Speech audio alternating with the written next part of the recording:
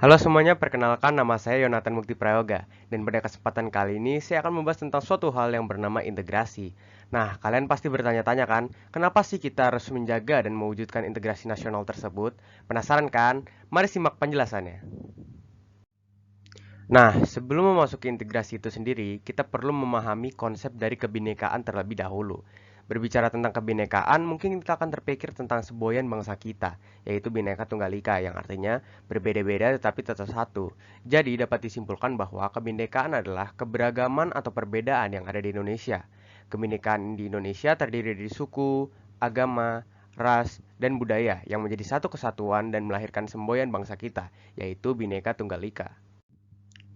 Mungkin untuk lebih mudahnya, kita dapat menggambarkan kebinekaan Indonesia seperti makanan khas Indonesia, yaitu ketoprak. Karena di dalam ketoprak, bahan pembuatannya beragam dan berbeda, yaitu ada tahu, bihun, toge, mentimun, telur rebus, saus kacang, dan masih banyak lagi.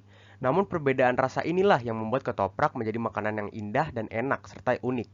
Sama seperti Indonesia yang memiliki banyak perbedaan, mulai dari ras, suku, agama, budaya, bahkan warna kulit pun berbeda-beda orang-orang di sini.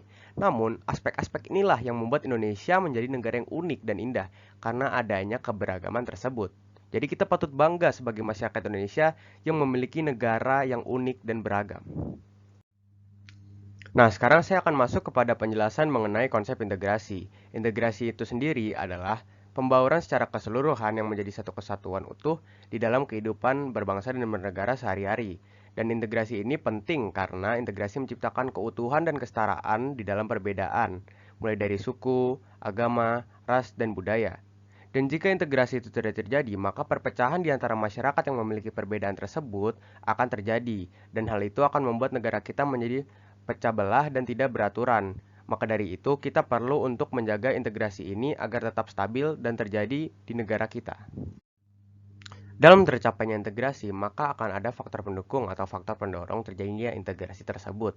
Maka dari itu, hal-hal yang harus dilakukan atau diperhatikan untuk mendapatkan integrasi adalah dengan membangun perspektif positif tentang pluralitas, juga menyadari arti senasib dan sepenanggungan, dan juga memupuk rasa toleransi dan solidaritas antar sesama manusia.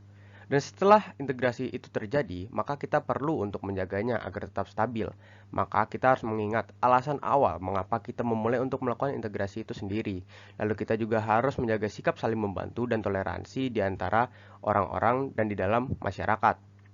Kita juga perlu membuat komunitas atau sekedar perkumpulan yang berisikan orang-orang yang saling peduli mengenai integrasi tersebut. Karena jika hal baik berada di sekitar kita, maka kita juga akan terdorong atau terdoktrin melakukan hal-hal yang baik juga.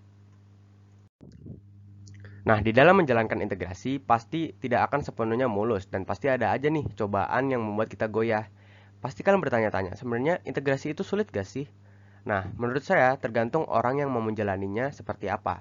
Karena menurut saya integrasi itu mudah apabila kita percaya akan integrasi itu sendiri. Karena kita hanya perlu mempunyai sikap saling toleransi dan saling menghargai terhadap sesama tanpa membeda-bedakan suku, agama, ras, budaya, dan bahkan warna kulit sekalipun. Dan terkadang sulit bagi orang-orang yang belum peduli terhadap integrasi ini. Tantangan yang pertama terdapat pada fenomena global seperti yang terjadi sekarang ini, yaitu global pandemic di seluruh dunia. Lalu keamanan global seperti adanya terorisme yang ada, dan permasalahan militer karena banyaknya wilayah yang masih berperang di sekitaran Asia Pasifik. Dan yang terakhir adalah isu sosial seperti sekarang ini, yang apa-apa sudah serba online, dan sekarang pun kita bersosialisasi lewat media sosial di masa modern seperti sekarang ini. Dan supaya kita tetap berintegrasi di masa modern seperti sekarang ini, kita harus mulai lebih percaya diri dan percaya kepada hati nurani kita sendiri untuk melakukan integrasi tersebut. Dan kita juga jangan terpengaruh berita palsu atau hoax yang berada di masa modern seperti sekarang ini lewat media sosial. Dan yang terakhir, kita perlu menjauhi lingkungan yang membuat kita tidak bisa berintegrasi, seperti contohnya berteman dengan seseorang yang memandang suku, agama, ras, dan bahkan budaya. Karena hal tersebut akan mempengaruhi kita juga. Karena jika kita berteman dengan orang yang seperti itu atau bergumul dengan orang yang seperti itu, kita akan terpengaruh juga oleh mereka. Menurut saya, tingkat integrasi di lingkungan saya sudah lumayan bagus dibandingkan beberapa daerah lain yang saya ketahui.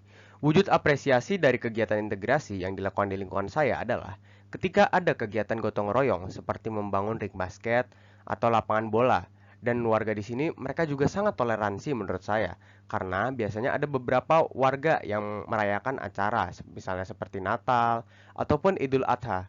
Nah, di lingkungan saya ini, para warga yang tinggal di sana tidak ada yang protes atau bahkan malah ada yang ikutan merayakannya bersama-sama untuk memperkuat rasa kekeluargaan di dalam klaster.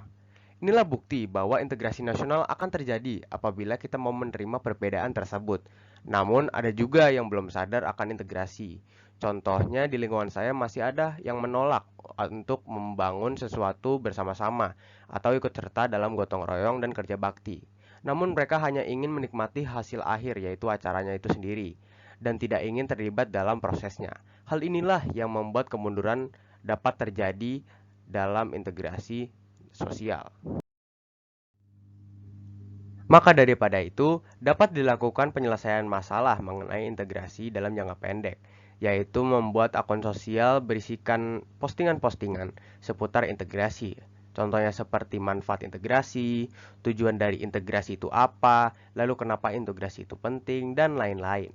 Yang harapannya akan membuat hati masyarakat Indonesia tergugah untuk mulai melakukan integrasi. Sedangkan jangka panjangnya, dapat dilakukan kegiatan kerja bakti bulanan di dalam komplek-komplek perumahan, seperti membangun pondok kecil, membuat lapangan, atau bahkan memperbaiki alam sekitar komplek. Dan juga dapat dilakukan mungkin seminar seputar integrasi yang akan dilaksanakan secara berkala atau step by step. Nah, sekarang kalian sudah paham kan mengenai konsep integrasi dan kenapa sih integrasi itu penting? Nah, maka dari itu, mari kita melaksanakannya dan mengaplikasikannya dalam kehidupan kita sehari-hari. Jadi, apalagi yang kalian tunggu? Integrasi kuy! Nah, slogan tadi menjadi penutup akan penjelasan kita pada hari ini. Semoga apa yang telah saya sampaikan dapat bermanfaat bagi kita semua. Mohon maaf jika ada salah kata. Saya Yonatan Mukti Prayoga pamit undur diri. Sekian dan terima kasih.